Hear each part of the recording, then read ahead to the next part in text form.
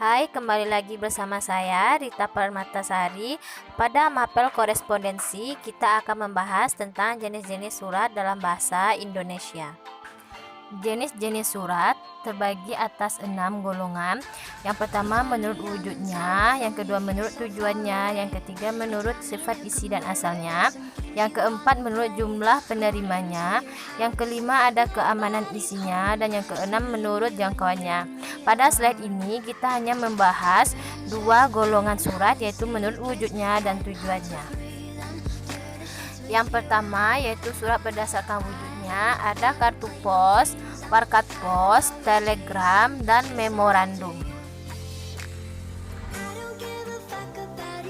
Yang kedua ada surat berdasarkan tujuannya. Yang pertama kita masuk ke surat pemberitahuan.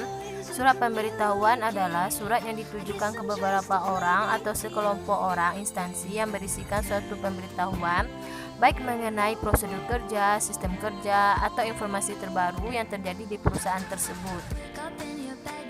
Yang kedua ada surat perintah. Surat perintah adalah surat yang dikeluarkan oleh instansi atau pihak yang lebih tinggi kepada instansi atau jabatan di bawahnya agar melakukan suatu pekerjaan. Contohnya SPK atau surat perintah kerja. Yang ketiga ada surat permintaan. Surat permintaan adalah surat yang dibuat oleh suatu perusahaan atau badan usaha yang isinya meminta informasi lebih rinci mengenai suatu produk atau jasa yang ditawarkan kepada perusahaan tersebut.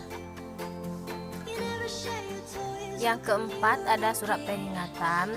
Surat peringatan adalah surat yang dibuat untuk mengingatkan kesalahan yang dibuat seorang karyawan atau pegawai di suatu perusahaan atau instansi.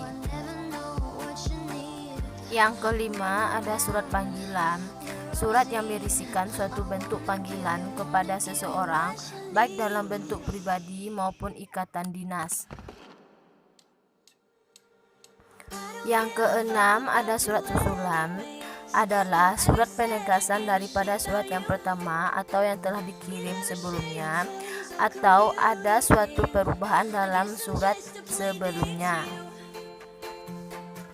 Yang ketujuh ada surat laporan, yaitu surat yang berisikan laporan kerja yang bertujuan untuk memberitahukan pihak lain. Yang kedelapan ada surat keputusan. Adalah surat yang berisi keputusan atas dasar pertimbangan yang dipergunakan untuk pengambilan keputusan. Biasanya di dalam surat keputusan terdapat kata menimbang, mengingat, dan memperhatikan. Surat keputusan digunakan untuk memperkukuh jabatan seseorang atau menetapkan suatu peraturan.